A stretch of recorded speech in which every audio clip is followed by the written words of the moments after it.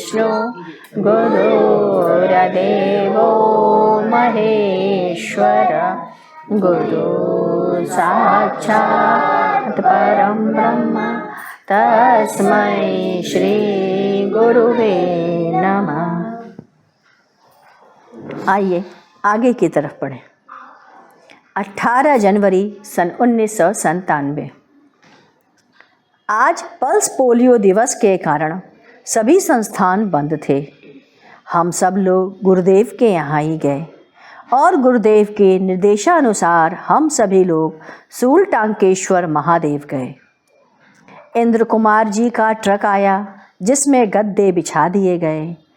स्थल पर ही सब्जी और पूड़ी बन गई।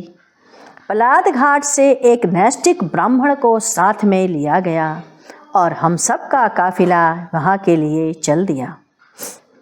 वहाँ पर विधिवत हम लोगों ने पूजन किया, रुद्री पाठ हुई।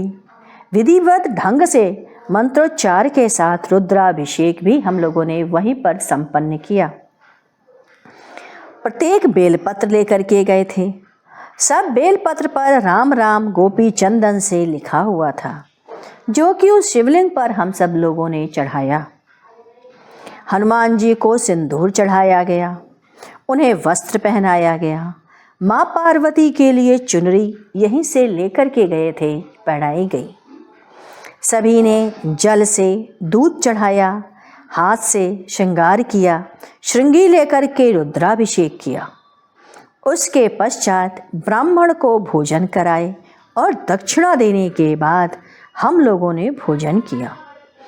इस दरमियान हम सब लोग नमः शिवाय, ओम नमो शिवाय, नमो शिवाय, नमो नमः का उच्चारण करते रहे और उसका जप चलता रहा।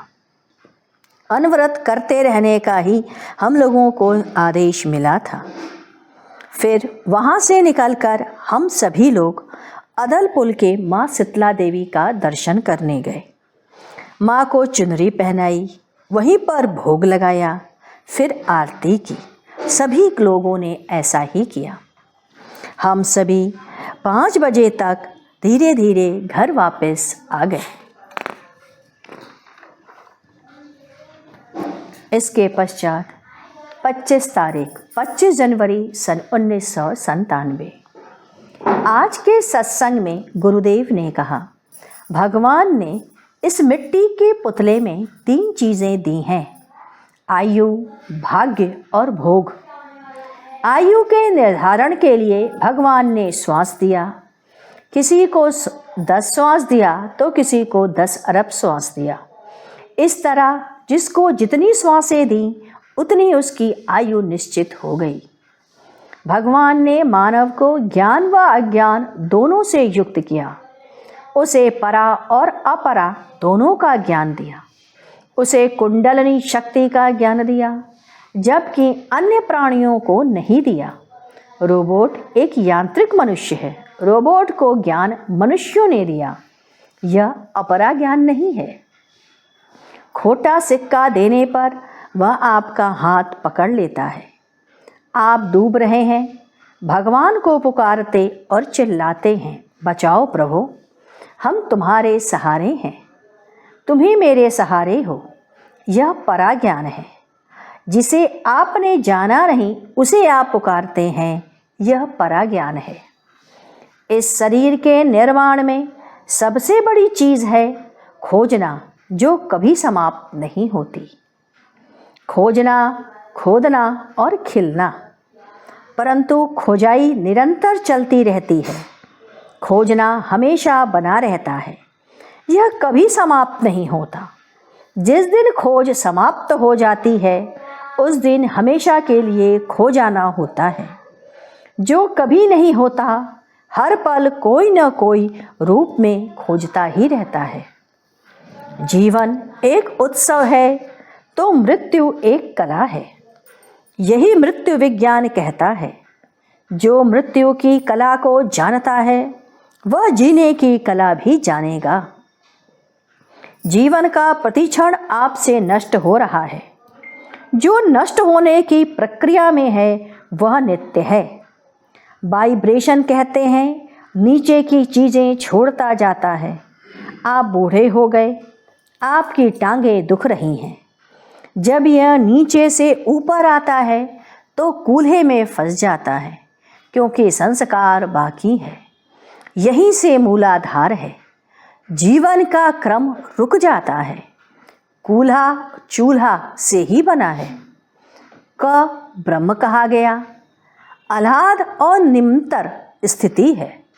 जब हृदय पर आते हैं तो भाव उठते हैं। तोड़न मोड़न उठान सभी भाव हृदय पर ही हैं। दिल से घायल हो गए, दिल से कमज़ोर हो गए और दिल से ही प्यार किया। हमारा ओंकार शक्ति क्षरण नेत्र से होता है। जितना आप देखते हो उतनी ही शक्ति का क्षरण होता है। यहाँ कहा गया है कि हमारा 80% क्षरण शरीर के अंदर का वह नेत्र के द्वारा हो जाता है। जिन्होंने बहुत कम देखा उसकी शक्ति बहुत बढ़ जाती है। गांधारी ने पट्टी खोलकर बेटे को वज्र का बना दिया। वह 30 वर्षों तक पट्टी बांधे रहती है।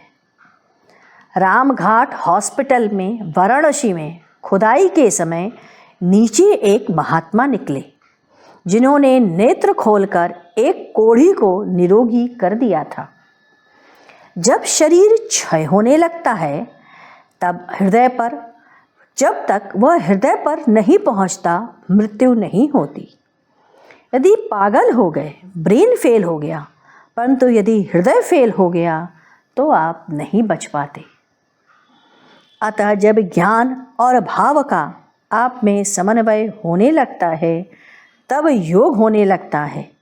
यदि ज्ञान है और भाव नहीं तो मिलन बेकार हो जाता है। भाव प्रमुख है, भाव की प्रधानता है, भाव से ही भगवान मिलते। आइए अब हम लोग गुरु कीर्तन करें। ओम मंगलम ओंकार मंगलम गुरु मंगलम गुरुदेव मंगलम। ओम मंगलम ओंकार मंगलम गुरु मंगलम गुरुदेव मंगलम।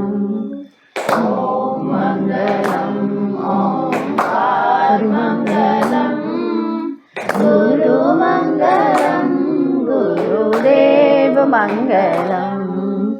ओम मंगलम ओंकार मंगलम गुरु मंगलम गुरुदेव मंगलम। ओम मंगलम ओंकार मंगलम गुरु मंगलम गुरुदेव मंगलम। ओम मंगलम ओंकार मंगलम गुरु मंगलम गुरुदेव मंगलम। बोलिए सद्गुरुदेव जी की जय।